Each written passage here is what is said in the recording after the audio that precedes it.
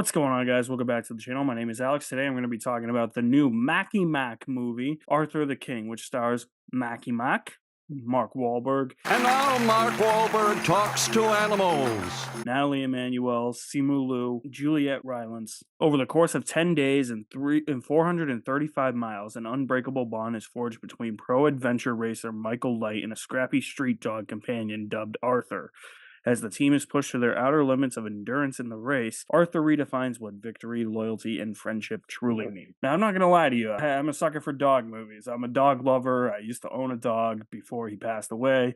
I wanted a dog for a while, so dog movies are my kryptonite. And I knew going in, regardless, that the dog was going to steal the show. The dog does steal the show. He is the main attraction here, although he's not in it as much as you think he would be until you get to the second half of the movie. But I liked it even more than I thought I was going to. I don't know what it is. I'm a softie. I'm not the biggest fan of Mark Wahlberg as an actor. I think he's always just playing a Boston guy or just playing himself. Hey, I'm Mark Wahlberg. You guys know me.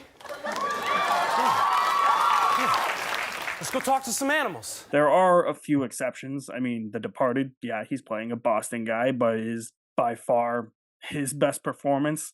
I think he's fine in Shooter, Patriots Day, Lone Survivor. When he's not doing himself or his Mark Wahlberg isms, I think he's actually fairly decent in movies, and this is one of his better performances, and let alone one of his better movies.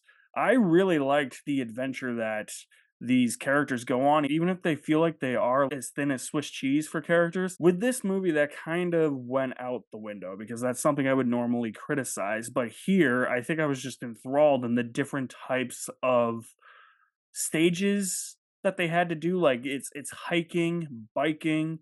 There's a zip line at one point, and I was just like, that's pretty freaking cool. Like, it was just the variety of different things that these characters had to do, and it added to a lot of tension. Even if I didn't really get to know some of these characters as much as I thought I was going to, or as much as I really wanted to, the tension-filled escapades really enthralled me and made me gasp in some parts, especially the zip lining scene where I'm just like, I would hate to be stuck up there. That would make me and my anxiety go right through the roof. I'll admit, though, there's not really much to talk about with this movie. It's solid direction, solid performances. It feels like they actually went to places instead of filming on a soundstage. Filming on a soundstage, they don't do, thank God. But, I mean, there are times where it does look like you're just in somebody's backyard, but there are many, many other instances throughout the movie where it felt like they took the effort to go to certain different places of the world.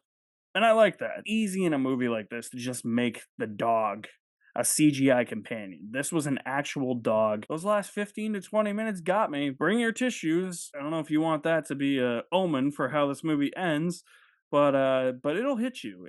That's what this movie does. It's really just trying to conjure up those emotions in you, especially in that second half with our little companion friend that you care so much about. You care more about him than you do the actual human beings and Mark Wahlberg and all that. If we're going to talk about any negatives with the movie, sometimes there's a lot of shoddy camera work, especially when it's somebody who's really right behind these characters, filming them running or ziplining. The camera shakes a little bit too much all over the place where you can't see what's going on. That was a little irritating in some scenes where I'm like, I want to see what they're doing because these things are really cool. They're interesting to me. And it's a variety of things that they're doing. And I can't really see what they're doing because the camera's just shaking all over the place. The script is also really predictable. It's very familiar. It hits every beat that you think it's going to. In the end, it doesn't matter to me. The dog is what matters to me. It's a solid enough movie, and it's Mark Wahlberg's best movie in years.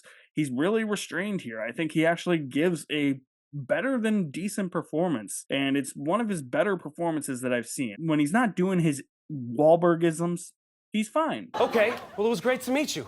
Say hi to your mother for me, okay? Look, I enjoyed this movie more than I thought I would. It tugged at my heartstrings. It's heartfelt. It's heartwarming. I'm a sucker for dog movies. The last 20 or so minutes did more for me than I thought that they actually would, and it got me. I enjoyed Arthur the King with a full bucket of popcorn.